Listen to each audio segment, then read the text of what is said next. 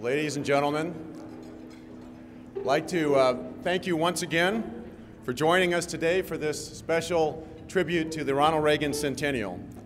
I hope everybody here had a chance to get an up-close view of the spectacular statue of President Reagan. And I would like to thank and especially recognize the brilliant artist that created it, Chaz Fagan.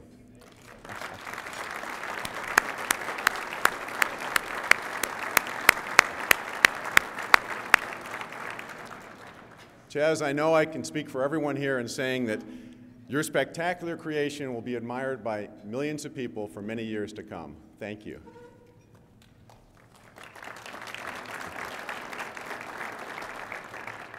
It's wonderful that so many people who've been associated with President Reagan are able to be here today, and it's hard to believe that the man that we knew and many of us worked for would be 100 years old. It's a wonderful irony that Ronald Reagan, the oldest president of the United States, had such a close connection with young people. And it may surprise many to learn that despite being the oldest president of the United States, he had the youngest staff. And many of us in the White House with him then were barely in our 20s, which may have been good planning on his part because we're still around for his 100th birthday. But shortly after Congress voted to name this airport in honor of our 40th president, his longtime friend and trusted advisor, Mike Deaver, reached out to several of us who are here today. Mike felt it was important that a statue of President Reagan be placed at a prominent place in this airport that bears his name. Sadly, Mike Deaver was not able to see his dream come to fruition, but I'm delighted that his wife, Carolyn Deaver, could be with us today. Carolyn, thank you for being part of today's ceremonies.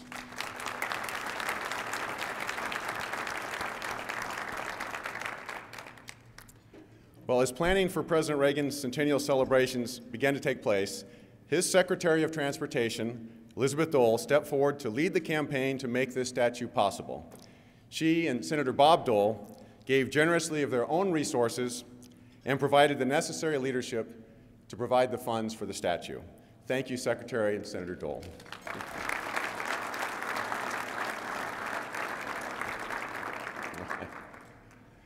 We're extremely grateful to the Metropolitan Washington Airport Authority for their partnership these past few years and for their assistance in making today's event possible.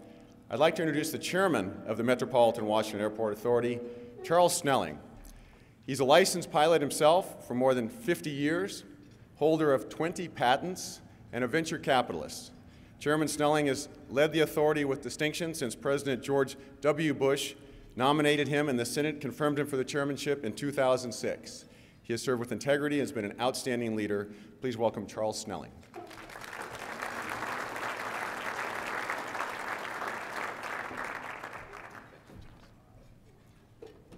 Mr. Ryan gave me about 8 extra years as chairman. Thank you. As chairman of the board of Metropolitan Washington Airports Authority, I am delighted and honored to welcome the distinguished guests today. There are a great number of people here today who have been part of the history of Reagan National Airport and have made significant contributions to the success of the Airport Authority. Reagan National has a very rich history. Built by the federal government in the 1940s, National Airport was considered the last word in airports, just as commercial aviation was starting to grow. Over the years, the airport took on even more prominence as the gateway to the nation's capital. But the original airport needed to enter the modern age of aviation, and through a major modernization that took place in the late 1990s. And as the collective efforts of everyone in this room, today, Ronald Reagan is one of the nation's architectural masterpieces, truly worthy of the nation's capital. It is a thriving airport used by more than 18 million passengers last year. I want to take a moment to especially recognize former Senator and Secretary of Transportation Elizabeth Dole.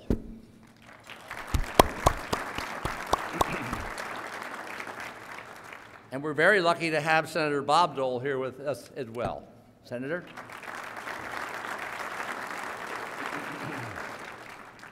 As Secretary of Transportation appointed by President Reagan, Elizabeth Dole provided the vision and the muscle, if you forgive me, to transfer control of Reagan National and Washington Dulles from Federal Aviation Administration to a newly formed Metropolitan Washington Airports Authority.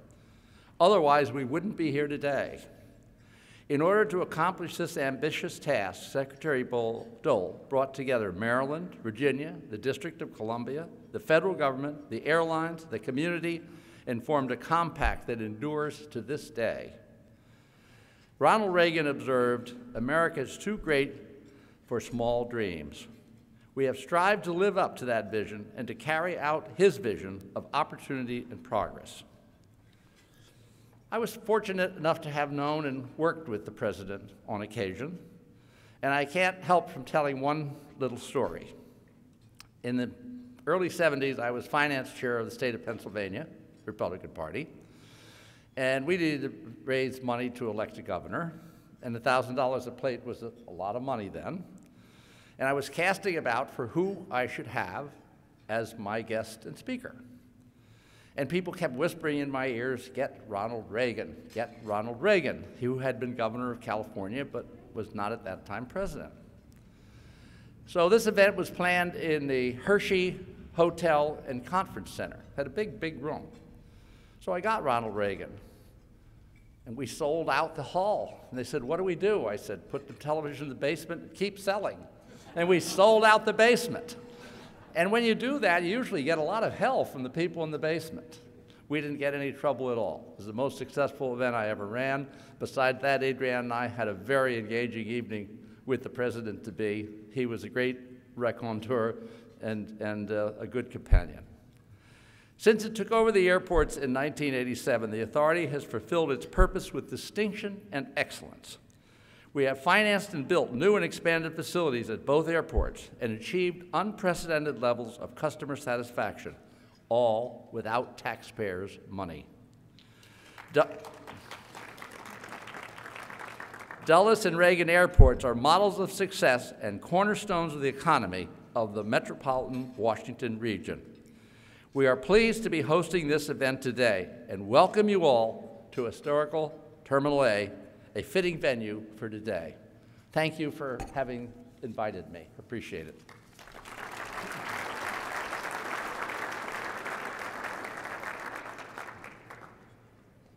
I guess you're allowed to have lunch now.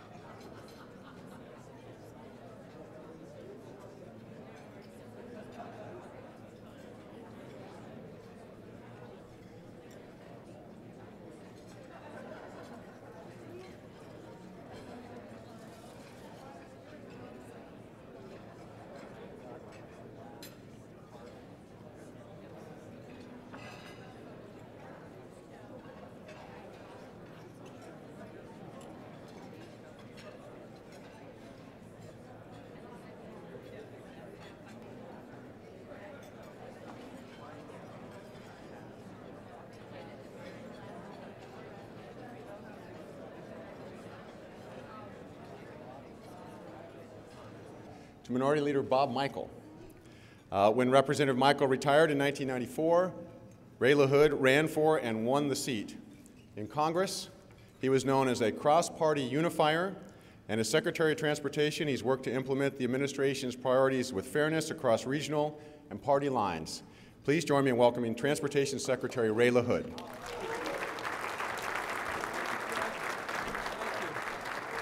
Hello, everybody. Thank you all very much for being here. What an extraordinary day this is for the Washington, D.C. metro area, and I know for all of you who had such close friendships and relationships with President Reagan, this, for all of you, is a day of celebration.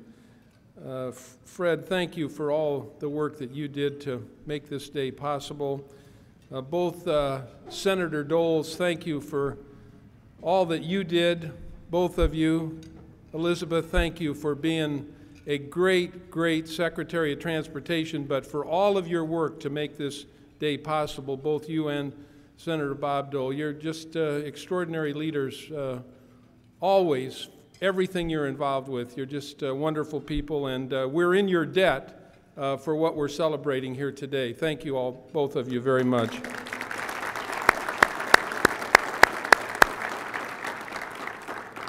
And to my friend, Secretary Burnley, thank you for being here, and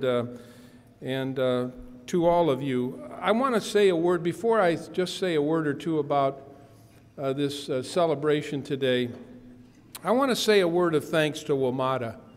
Some of the WMATA board members are here today, and as you heard earlier, Charles Snelling spoke, but the leadership at WMATA has been extraordinary.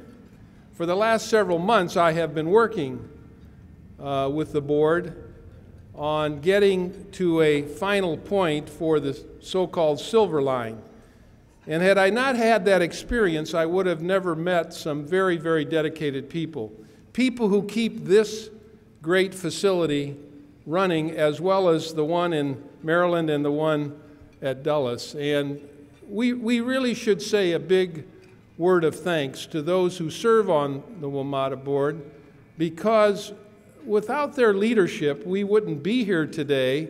Without their leadership, we wouldn't have this magnificent facility that's been transformed into the great airport that it is. So, Charles and all of the board members, please stand up and be recognized for what you have done at WMATA to really make our airports the great facilities that they are.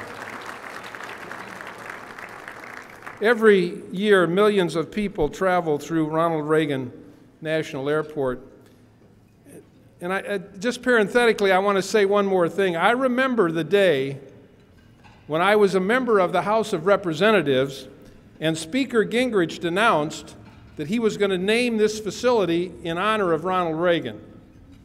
And I don't think most people really remember that, but I want to just give a shout out to Speaker Gingrich for what he did as Speaker of the U.S. House to decide that this facility would be named in honor of Ronald Reagan. And I don't know if most people remember that, but I remember it very vividly as a member of the U.S. House during the time that I served under Speaker Gingrich's leadership. So millions of people travel through this great facility. They're visitors whose hearts skip a beat when they reach the 14th Street Bridge and catch their first glimpse of the Washington Monument with the Capitol dome glowing in the distance.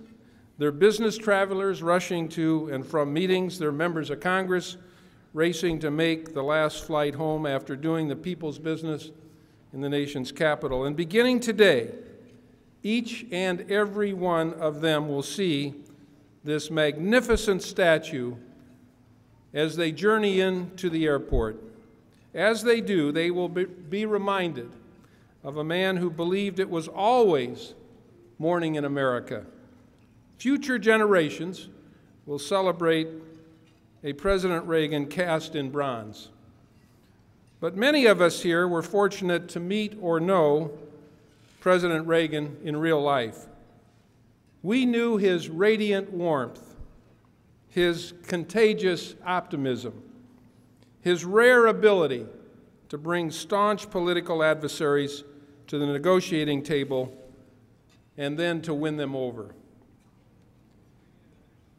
Now, I may be biased, but I believe one of the most unappreciated elements of President Reagan's presidency was his unwavering support for our nation's transportation system, carried out by his outstanding Secretaries of Transportation, Secretary Dole and Secretary Burnley, who did an outstanding job. That's why it's so fitting that this airport bears President Ronald Reagan's name. As he himself said on many occasions, quote, "America's transportation system is a special part of our heritage." In his typical wonderful phrasing, President Reagan argued that, quote, the airport has enabled our commerce to thrive, our country to grow, and our people to roam freely and easily to every corner of our land. Of course, as many of you know, President Reagan did not just talk the talk when it came to creating jobs by investing in America's roads and bridges and transit and airports. He walked the walk. Some of you may remember that when I served in Congress, I represented a district that included Eureka College, from which President Reagan graduated in 1932. To remind myself of his legacy, I keep a small little plaque on my desk with a quote from President Reagan. It's a replica of something he kept in his own office in the White House. It says, quote, "There is no limit to what a man can do or where he can go if he does not mind who gets the credit." I love that quote. I hope this week these words will ring out as we celebrate today the unveiling of this magnificent bronze statue and keep in fond memory the dedication that President Reagan had to safe aviation and to making sure that we could continue to have the best transportation system and certainly the best aviation system in the world. Thank you so much for including me in this magnificent celebration of a magnificent president.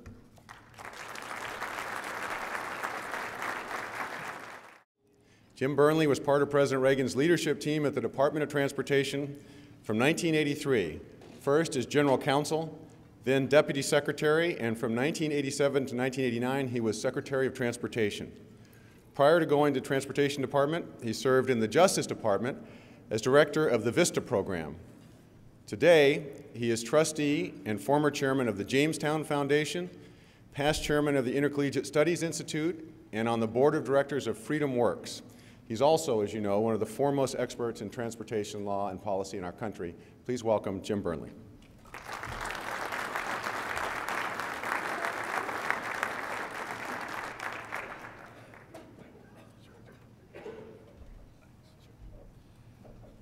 Good afternoon. I want to begin by thanking the leadership of the Reagan Foundation, Fred Ryan, John Highbush over here, and Stuart McLaurin. Where are you, Stuart? Stuart's over there. For organizing and sponsoring this magnificent set of events. So if you would join me in acknowledging their leadership.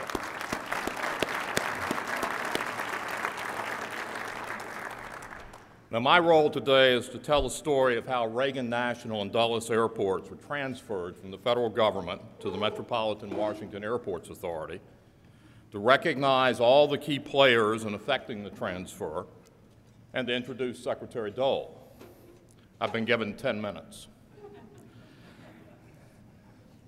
So with advance apologies to all, here is the Cliff Notes version of that tale.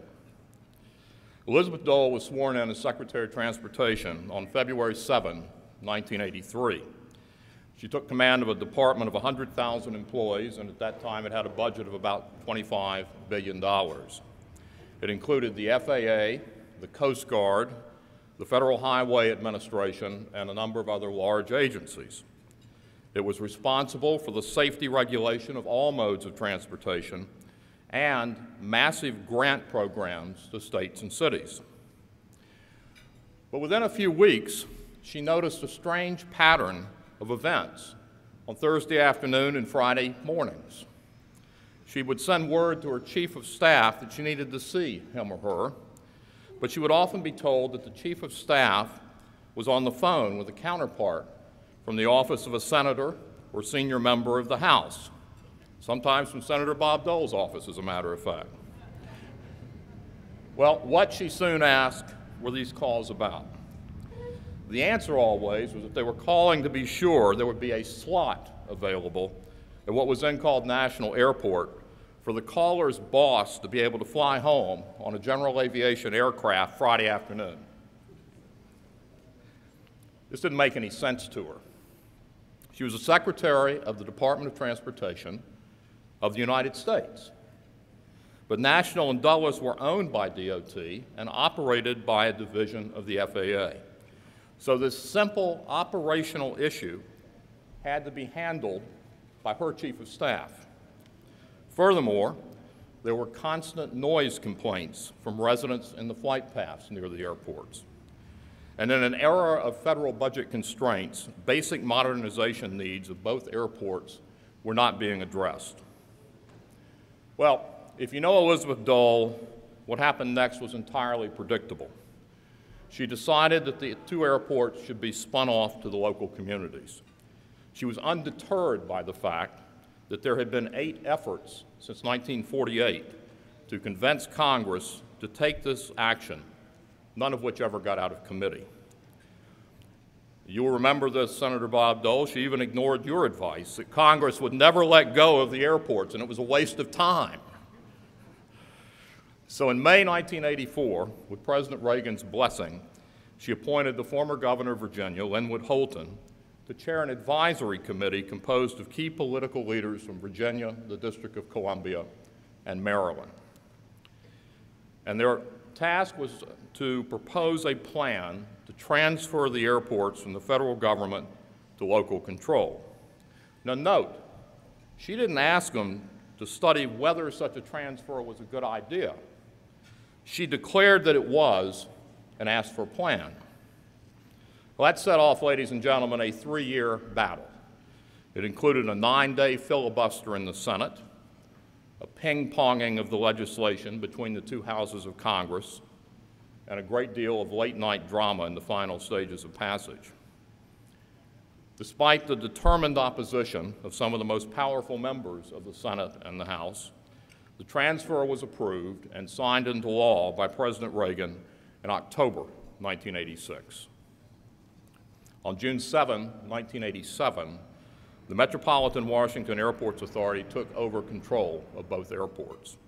In 1988, the authority sold its first bonds and began the massive modernization program that resulted in the 2 showplace airports it operates today. Well, in any battle, and this was one, there are warriors. And I'd like now to quickly call the roll of some of those who were in the front lines, and please hold your applause and we'll recognize them in a moment as a group. Governor Linwood Holton not only led the commission, he was the first chairman of the MY board. Equally deserving of recognition is Jim Wilding, who's sitting over here, who had managed the airports as a division of the FAA beginning in 1978, and who became the first general manager of the authority. Both Governor Holton and Jim were tireless in their efforts to support Secretary Dole's initiative, and it would not have happened without them.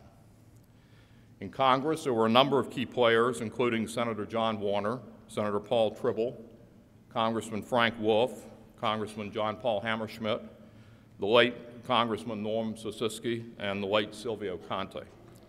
Congressman, later to be Secretary Norman Mineta, negotiated the final compromise with Secretary Dole that made passage possible. All these men played crucial roles in overcoming determined opposition to the legislation. And in this region, first Governor Chuck Robb and then Governor Jerry Baliles of Virginia, along with then Mayor Marion Barry of Washington, were strongly supportive of the concept of transferring the airports to an authority, and they worked hard to build congressional support. Now, Secretary Dole did realize from the outset that this was going to be an extraordinarily difficult project, so she assembled and led a team inside the Department of Transportation of the very best career and political officials. Collectively, they worked thousands of hours over 3 years to turn her vision into a reality. In addition to Jim Wilding, Shirley Wybera and Greg Wolf worked virtually full-time on it. Lindy Knapp and Tom Herlihy provided legal advice and drafted much of the legislative language. Rebecca Cox, the Assistant Secretary for Government Affairs, and Tim Cole and Dean Sparkman of her staff provided great strategic and tactical advice and spent many days walking the halls of Congress. And Assistant Secretary for Public Affairs, Maury Massing Will, effectively managed the intense interest from the press. Now, there were many others at DOT and working on Capitol Hill who helped at crucial moments. And if I've overlooked you, I apologize, and I salute you as well. But please, if you would, join me in expressing appreciation for this team.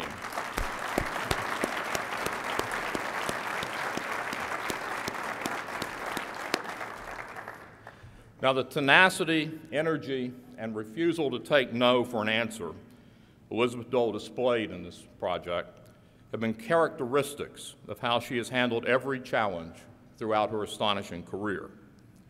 While she was leading the charge to have airport transfer legislation enacted, she was also resolving a 20-year battle over airbags for cars, privatizing Conrail, the giant Northeastern Freight Railroad, which was, when it was made public, the largest initial public offering of an industrial company to that point in American history, transferring the Alaska Railroad from the federal government to the state, overseeing the public-private partnership she had created to restore Union Station in Washington to its former glory, and supporting the rebuilding of the air traffic controller workforce after the PATCO strike, which had occurred just 18 months before she became secretary.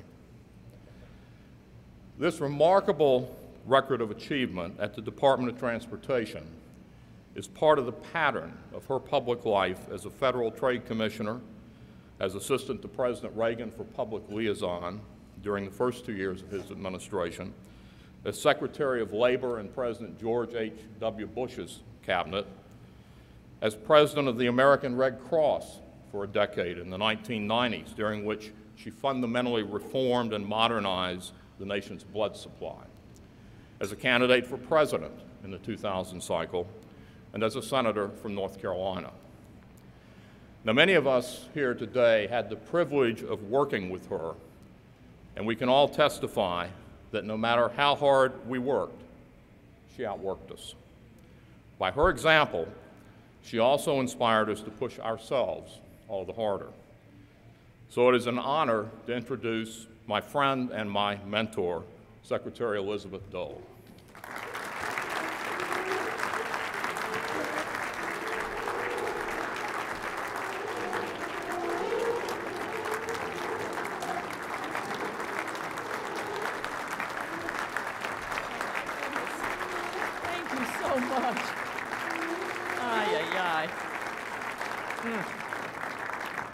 Oh, ladies and gentlemen, thank you for such a wonderful, warm welcome. And Secretary Lahood, let me just say what a treat it is to be your luncheon partner today, to be able to tell you what a marvelous job you're doing. And I'm so pleased that you've made safety your top priority. Thank you for all you do. God bless you. Yes. Jim Burnley, how in the world do I thank you for such a beautiful introduction? Truly, you warmed my heart and you brought a tear to my eyes, no question about that. But I want to thank you also for nearly 3 decades of friendship. Our years at the Department of Transportation, ladies and gentlemen, were some of the most challenging and rewarding of my career. And it's been wonderful to spend this day with so many friends and colleagues from this era of my life. And I want to express my heartfelt thanks, all of the people that Jim just mentioned. Many of you are here today. My dedicated and talented team at the Department of Transportation, the people I had the privilege to work with in those years. Thank you for all you have done for the warm friendship and for the opportunity to visit with you today and maybe even make some plans for the future together, you know? And I also want to say how much I appreciate and admire Mr. Snelling, the current team of folks who are doing such a great job in running these 2 airports today. And to Fred Ryan, John Highbush, and Stuart McLaurin, what a superb centennial year it is. We're grateful for your enormous contributions and those of my fellow North Carolinian, Chas Fagan, who has done a truly remarkable job in sculpting the statue. God bless all the donors, too, who made that statue possible. Let's give them a round of applause.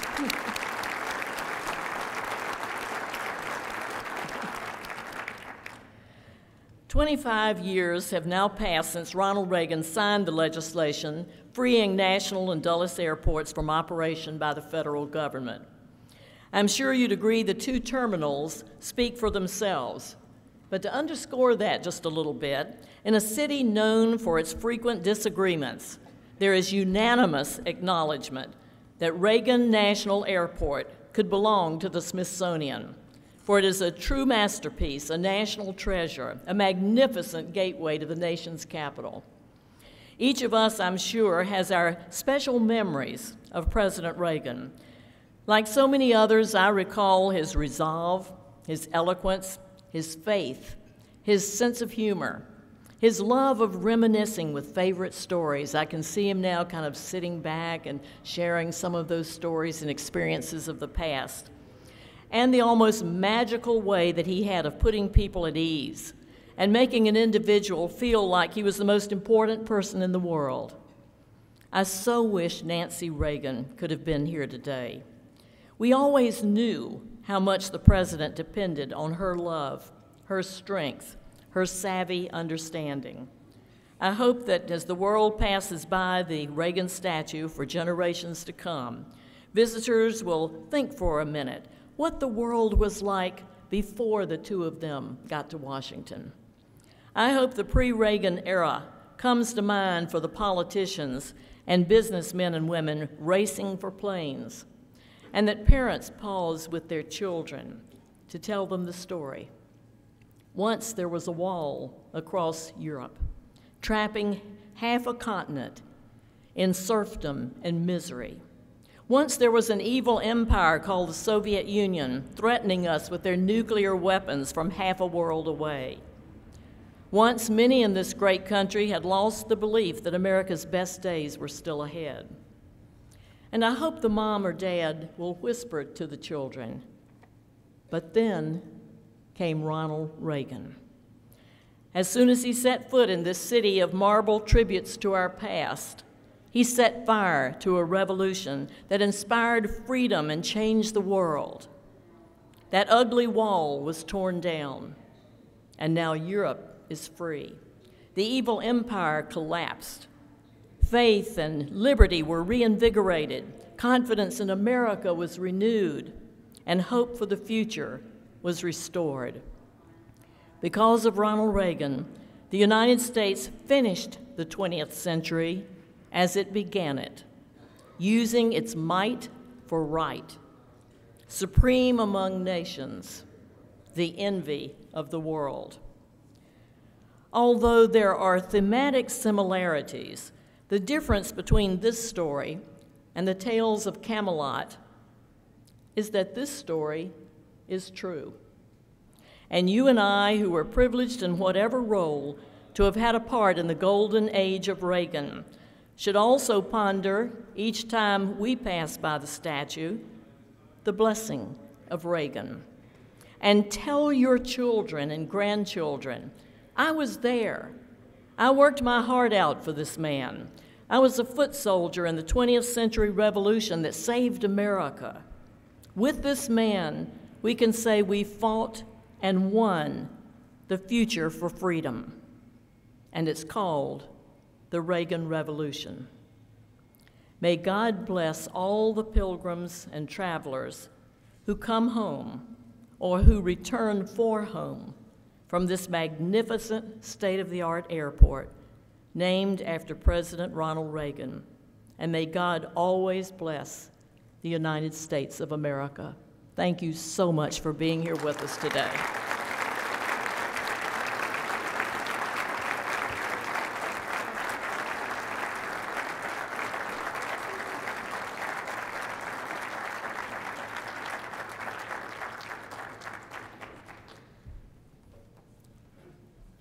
Thank you, Madam Secretary, for those wonderful remarks and those great reflections on President Reagan.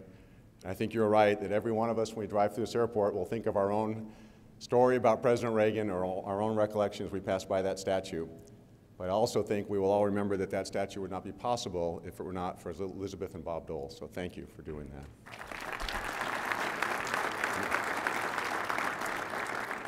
I would also, as we conclude our lunch, there's still coffee and dessert to come, but I want you to know that we appreciate the support, and the underwriting of this lunch has come from Raytheon And we're delighted that Paul Mueller from Raytheon could be here today. Paul, thank you, and our thanks to Raytheon.